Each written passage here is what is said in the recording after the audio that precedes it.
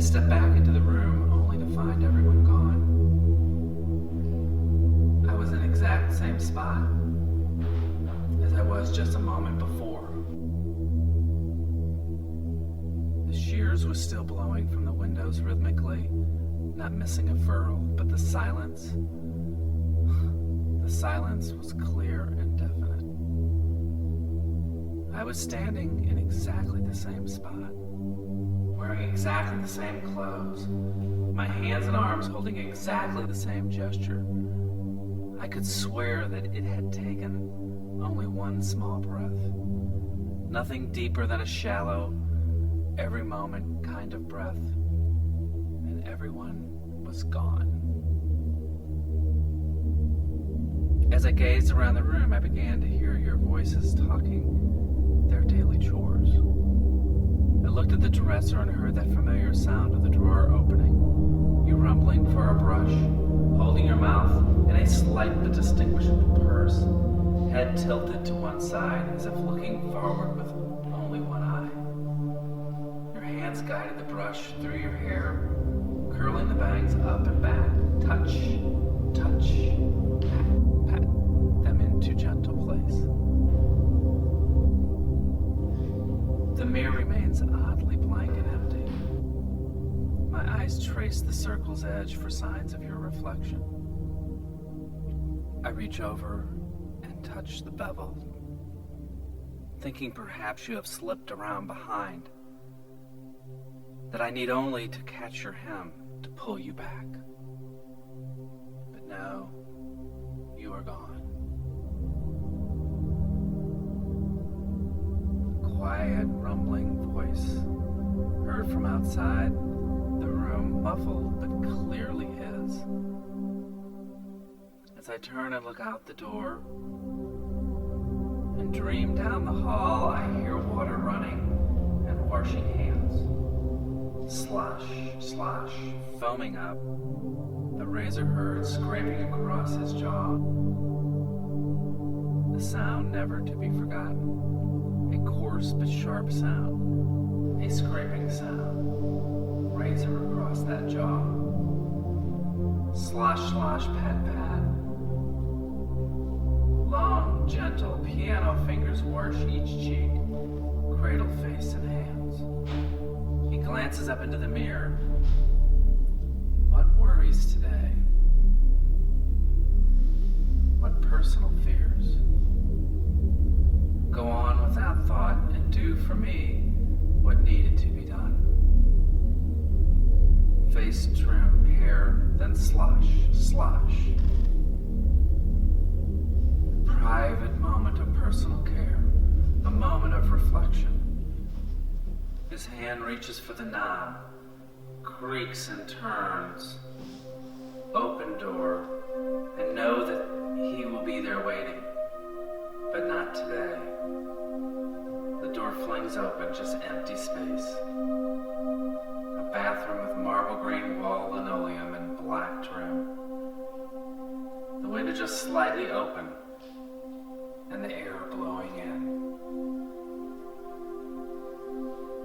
I stepped out of the room for just a moment.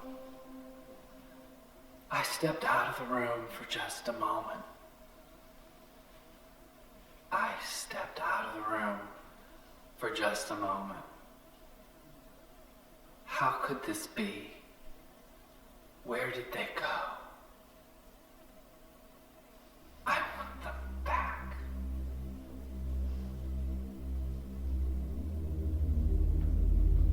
That's my sister's voice coming from beyond the wall. I turned and looked above the bed and through the wall. Saw my sister laughing while planning her life, talking, though all I heard was a mumble, full of possibilities, sure and definite, pure and innocent to what lay ahead. How could she know? How could she know? How can I tell her? How can I tell her? Such a clear but dangerous path, such a clear and lonely path, such a clear and sorry path. Run and grab her by the hand, smoke it out the door and up the hill, too hard to run faster, too hard to run away, too hard to beat the time. Slipping back, pulling back, sliding down like a stream of water, rushing to the creek below. Futile efforts. But this moment, we have for our own. Sit on the end of her bed and share that we are brother, sister. Share an idle moment with all the possibilities still before us.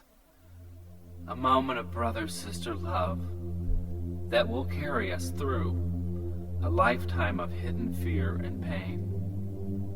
I stepped out of the room for such a short time. I stepped out of the room for just a moment, and everyone was gone. Here he comes, back in from the game. I know because I can hear his fist pound the leather glove.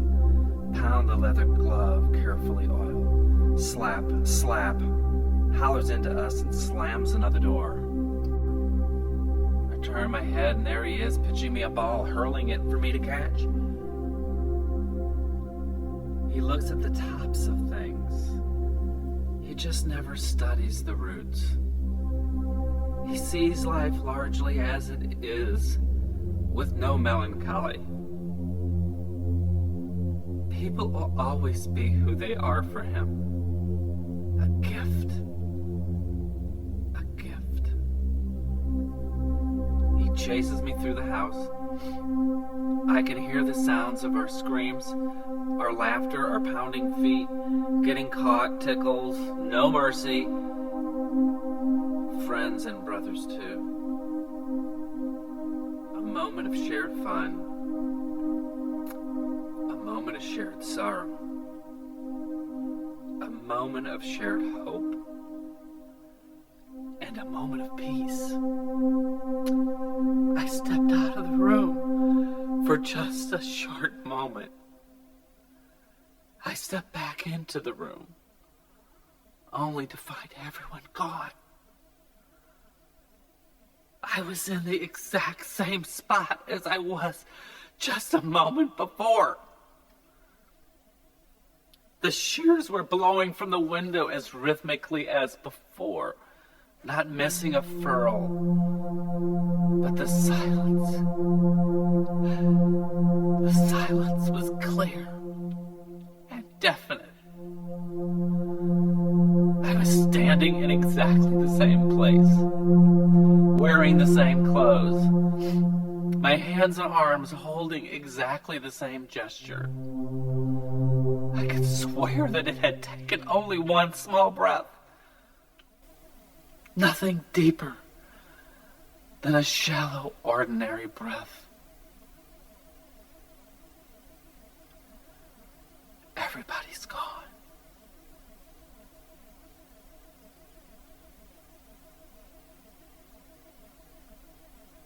How will they know I was here? How will they know?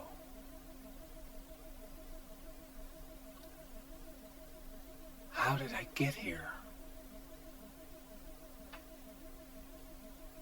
How did I get here? How did I get here?